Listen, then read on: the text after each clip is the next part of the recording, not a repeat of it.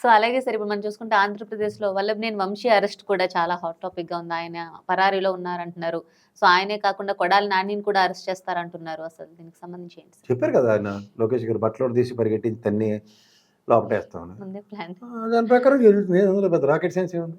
అయితే ఇప్పుడు వీళ్ళు వంశీ ఎడ్డిమాలోకల్లో ఇక్కడ ఉండకుండా దేశాలు విదేశాలు పట్టుకుపోతారు వాళ్ళు. అలాగే వెసులుబాట్లు ఉంటాయి. మిగిలినటోటికి నాలుగోటికి ఉండదు. హ్మ్.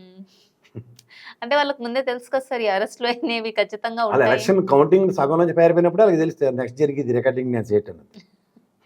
వాడు తెలియకుండా వాడు ఉండడమ్మా. యెస్. మనలో నీలటోళ్ళు నాలటోళ్ళు అమాయకంగా ఉంటాం కానీ వాళ్ళందరికీ అన్నీ కాచి వడపోసిన వాళ్ళే. మళ్ళీ వాళ్ళందరూ చుట్టపోలే. హ్మ్. అలాగే వల్లభనేని వంశీకి మామూలుగా అక్కడైతే వీళ్ళు చెప్తున్న కేసు ఏదైతే ఉందో అది టీడీపీ ఆఫీసు విధ్వంసం చేయడంలో ఆయన ప్రోద్బలం ఎక్కువగా ఉంది అని చెప్తున్నారు. కానీ నిజానికి కారణాలు అనేకం కదా సార్. అంటే సీఎం చంద్రబాబు నాయుడు భార్య మీద కూడా ఆయన అనుచిత వ్యాఖ్యలు చేశారు. చాలా విషయాలున్నాయి కదా! ఇప్పుడు నేను చెప్తుంది అదే. Personal vendetta is totally different. Politics are different. And క్షేత్రస్థాయిలో జరిగిన ఘటనలు డిఫరెంట్. హ్మ్. ఈ మూడింటిని క్రోడీకరించి చూస్తే దేనికదే ఎప్పటికప్పుడే జరగాలి. హ్మ్. అప్పుడు ఎందుకు జరగలే అరెస్టులు? హ్మ్.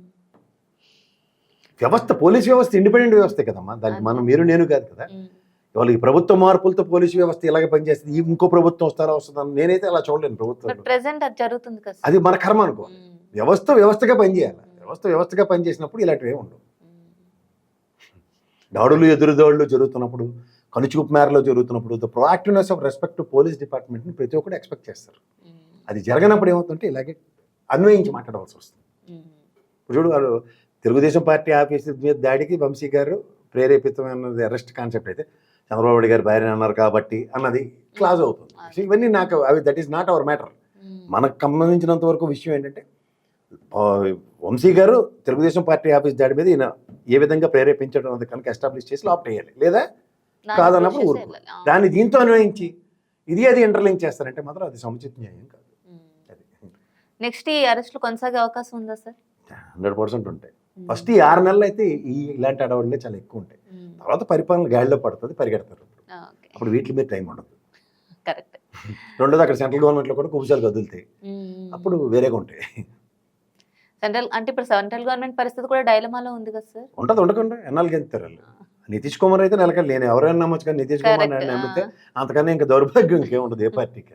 అవును. సో, ఖచ్చితంగా అక్కడ మళ్ళీ మార్పులు, చేర్పులు ఉండే అవకాశాలైతే ఎక్కువగానే ఉన్నాయి. Chance are very bright for mid term elections. Yes.